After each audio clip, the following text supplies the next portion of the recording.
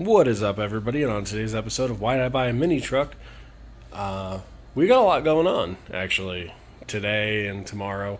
But really, this weekend, we are just going to be hammering down on this. So, really quick, I want to shout out to Project 1989 Mustang on YouTube. He's a really good dude. Definitely gave me some really nice wiring advice when I was trying to figure out where some stuff went. So really, thank you very much. Also, big shout out to Roadie Fab and Scraping Pavement on YouTube. Those videos have been extremely helpful when it comes to just how to set stuff up, kind of what I'm looking at, and so I'm really grateful for that kind of knowledge on there. So with that out of the way, here's what we got going on. We found where the other end of that connector for the alternator goes. So the upgraded plug goes in here, goes out to an OE connector. That OE connector, the white wire, is supposed to go to a fusible link. The other wire, the yellow, goes to the other side of this. And this runs into this connector here, which plugs into this connector here. Now, while I was checking it out, I did find some stuff I wasn't super stoked about, so we are going to be reworking. We're going to de-pin this, and we're going to basically run a whole new wire, but this pink and black needs to be redone. I did find some kind of weird stuff.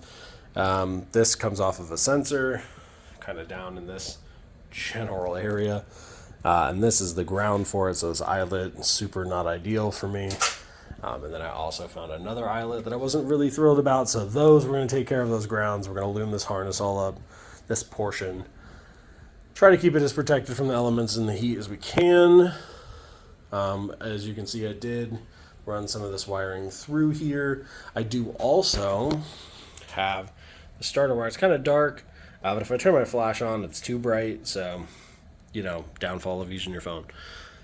There's a power wire that I'll show you from the inside that runs just straight from the starter back, and that is my main power going into my battery. I do know that we need to run a power wire at that alternator also, and after that's done, we should have at least the important powers, right? So we got power wire in there, got the ground wires right there. One goes to the frame, one goes to the body. This wiring up here is all good. It is open still because if there is an issue, which I hope there isn't, I don't want to not know right away. I'd like to know as soon as possible so I can fix it before any possibility of, let's say, a truck fire were to happen. So fingers crossed that doesn't happen. The power wire that I was telling you guys about is right here. It runs right through. Whoop. And then that harness I was talking about, this would normally go to a fusible link. However, I don't think fusible links have been in this truck for like the last 10 years. So this is this wire and the other white blues, white black, and I think there was another one that used to go to fusible links. They are going to go to a breaker similar to this one right here, but I need to check to see what the amperage range needs to be for that. If 60 amps will work, fantastic. If not, I'll go with another one. I'm very excited for some things that are coming for the truck.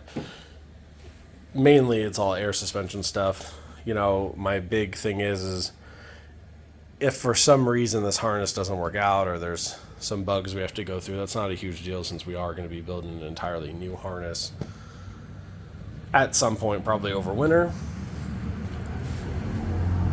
However,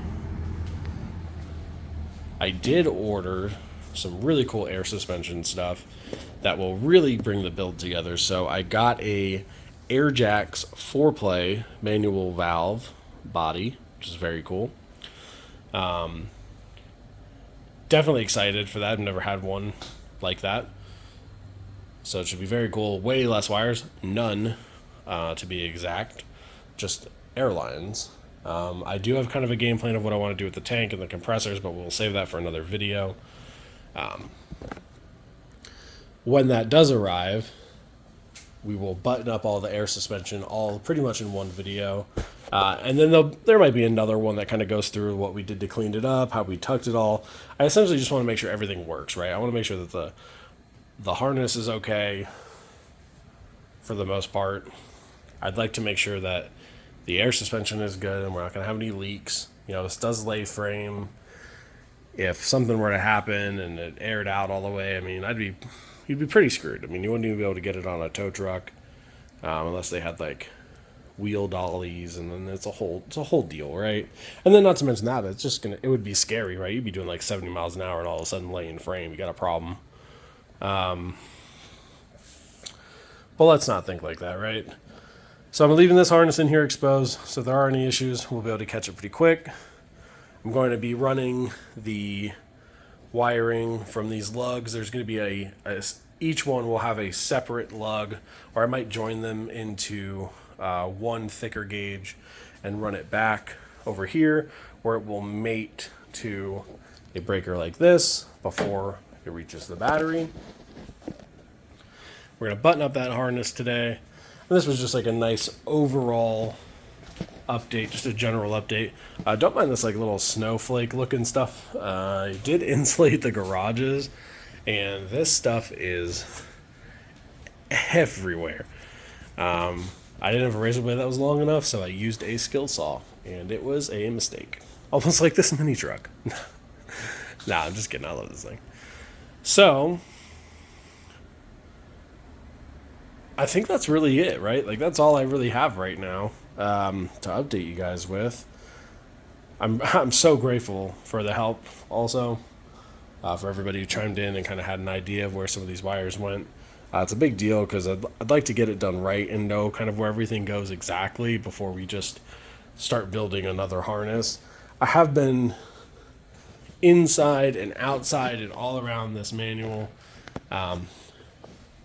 Some of the wires aren't the right color, or the color code is different, or whatever, so it just makes it a little bit more difficult to verify that I'm actually hooking up the right stuff. So I've been on forums and online and Googling, so I'm definitely trying my hardest to make sure I'm doing it all correctly.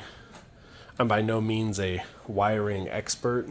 I mean, you know, I wired a radio once. Just kidding. I'm okay at it. So I definitely appreciate everybody sticking around. I think that you guys are awesome, and I hope to one day share this truck with the world, even if it's with just a few people at a local meet or whatever. Like, I'd love to see the truck back on the road. I'd love to see it back in its former glory. So we're really just going to grind on it. Since I bought the truck for $2,500, I'm going to throw $2,500 into it right away. So I'm right about $1,000 into it. So I got an extra $1,500 right now that I can kind of put into the truck before I start like feeling guilty, right? If I'm going to put more in parts than I pay for the truck's got to be dope. So it's got to be something I'm going to love. It's got to be something I'm going to rock. And it's got to be something that's, going to hold its value, even if it's just in the mini truck scene.